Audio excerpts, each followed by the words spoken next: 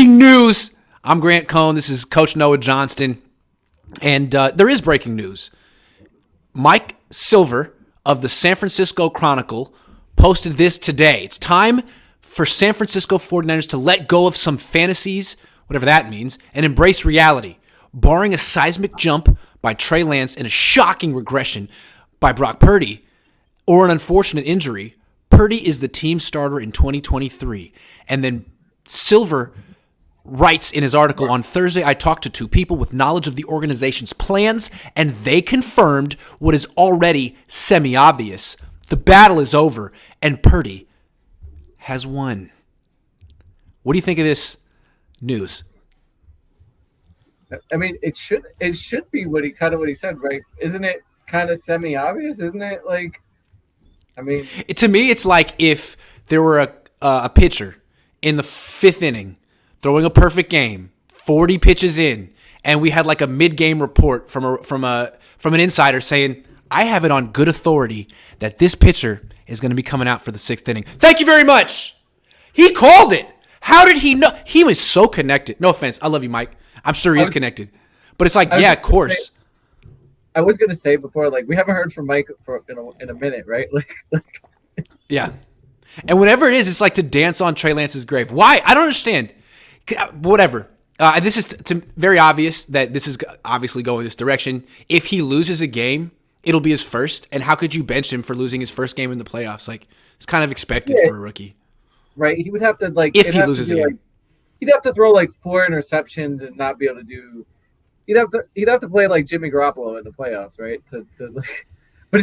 But even then, Jimmy Garoppolo played like Jimmy Garoppolo. Jimmy got away with it somehow. Yeah, Jimmy made a fortune playing like that in the playoffs. So yeah, I mean, good scoop. I'm sure he talked to people high up. I'm guessing, and I'm sure this is legit. I mean, at the same time, poor timing. Why does this have to come out now from the Niners' perspective? Why would you even whisper this? Like, it just kind of feels like it reminds me of that time when there was a report that Jimmy Garoppolo was about to get a big multi-year extension with the 49ers. And then that day he hurt his foot. It just feels like, again, I don't think the football gods would appreciate it. Why are you talking about next year? Off the record. You haven't beaten the Cowboys yet. He could throw 5 picks this weekend against the Cowboys, be the main reason you don't make it past, and then you might be like, you know what? We might have to reevaluate this one. I say live in the moment. Whoever spoke to Mike. Mike did a good job. It's Mike's job to get people to talk. Whoever's talking.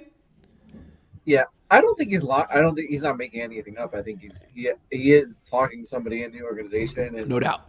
I think. Yeah. And they said the obvious, but at the same time. That's not obvious. It's semi-obvious. Semi-obvious. So here's the thing. He has to start week 1, but they never have to say like he's our franchise quarterback. You can just treat it like he's on a heater. It's the greatest start to a quarterback's career ever. It's gonna come down to earth eventually. How far, we don't know. And so let's just take it one game at a time. He's a starter. But you know what? If he throws 5 picks at any point in the game, or if he gets hurt and Trey Lance comes in and plays better, you can always pivot.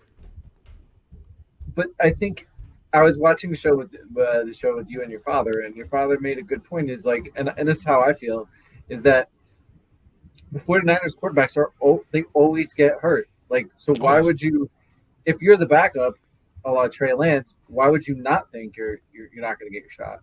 Yeah.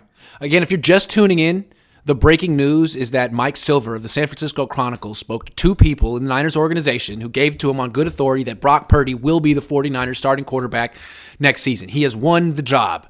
So I guess he felt like this was a big, in your face to Trey Lance fans. I think everyone saw this coming. I think Trey Lance sees this coming. I think Jimmy sees this coming. It's only fair.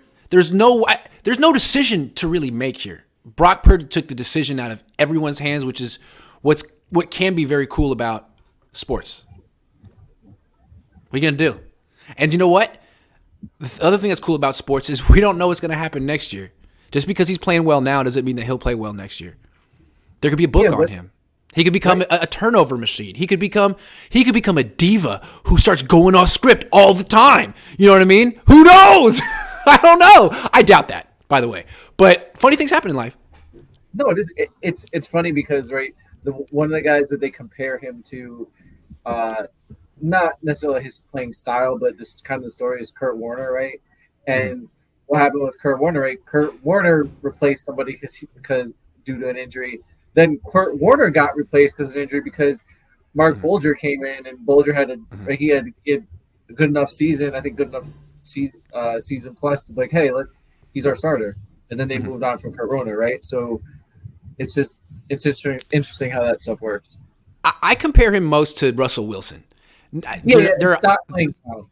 no, for sure. No, I like. There's great comparisons with a lot of them, but I like the Russell Wilson comparison too because I feel like he's having a similar impact on his team.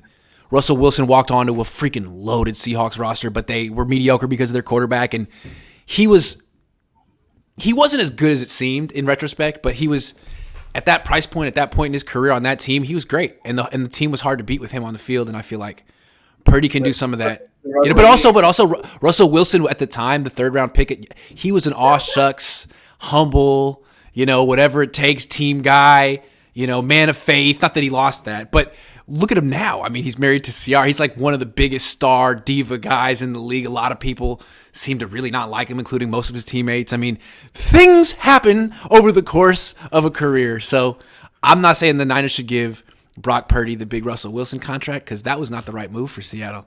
So we'll have to just take this one game at a time. I think they should take it one game at a time. I think I think people don't like Russ because I think he's a diva, but he pretends like he's not, right? Like so he's like he's a diva, but if you ask him about it, it's like, no. He's like But he didn't that's why have enough money and standing to express it when he was 23 on his second year on the team, right? He's the third round pick making 900K trying to get that second contract. Then he gets it in the third one and he's got $150 million. And he's like, you know what? I think I'll take an office. yeah. I think I'll take an office. Yeah, it's like, I don't know. I mean, isn't that human nature at a certain point? I guess if you don't do that, that's almost remarkable. Like, wow, way to be humble, making double what your coach makes or Jimmy more, does do it. right? Right? Isn't one of the things that's nice about having a quarterback who's not a first round pick or not a veteran is that he is so coachable. He wants to get money. He hasn't gotten paid yet. No signing bonus. Nothing really. I mean, he's trying to show that he's the hardest worker, the biggest, everything that a coach wants. The coach's dream. That's what you got right now in Brock Purdy for 3 more years. But when he's 28, he might just have a mansion in Malibu. You never know. He could have a side career making movies in Hollywood or Italy. It still goes off the same concept we've talked about before, and you talked about it is that it's funny how players do really well when they're on the last year of their contract, right? Like he this is his career is on like you're literally the last guy in the draft. So like if you don't play, obviously he's played more than well enough. He's gonna have a career in the NFL, but if Yeah. you don't play well or Mm-hmm. decently when you have your shot, Mm-hmm. you're probably done. Like the last guy in the draft, last pick in the draft. So he's under for his career. The way things when he started out, he was under immense pressure to perform. If he went out And there and threw 8 picks, like next the year, other, I'll not be in the roster. yeah, the other side of the story is Trey's future. Like if this means Brock's already got the job, like there's not going to be a quarterback competition. What does this mean for Trey? Are the Niners going to trade him? Mike Silver didn't say that. I don't feel like that's how they do business. And I think there's something to be said for trading him while his value before it drops anymore because the Niners don't play him. But what you could say is maybe keeping Trey here keeps Brock on his toes and lets him know, dude, this is not your team. We're not giving you anything. We don't want to anoint anyone at this position. We did it with Jimmy. We did it with Colin. We did it with Alex. We don't want to anoint anyone. We want to have competition because that's what Bill had for a long time, Bill Walsh. So maybe that's what way to go with it. And maybe it's fair to be like, look, even though Brock has had a great start to his career, that doesn't mean that it's always going to be like this. We don't know what year 2 is going to look like. Maybe this is the best of Brock right now. We have no idea. So why pretend like you do? Why not hedge your bets? Yeah, and I think I think the Niners are definitely scared of the injury at the quarterback position. Yes. Because of your experience, your experience leads to your own perspective.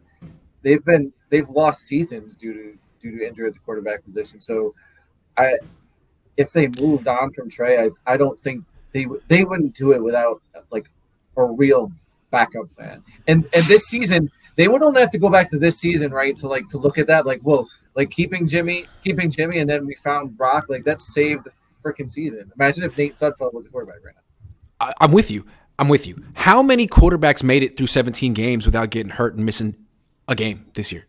How many guys did it? I could probably look it up. But it seems like half the quarterbacks in the league missed sometime.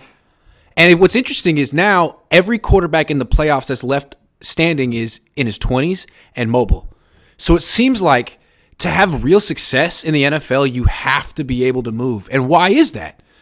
Because the pocket's a dangerous place, even though you have all the rules in your favor there. Like the defensive linemen are so athletic, and they get more and more athletic every year.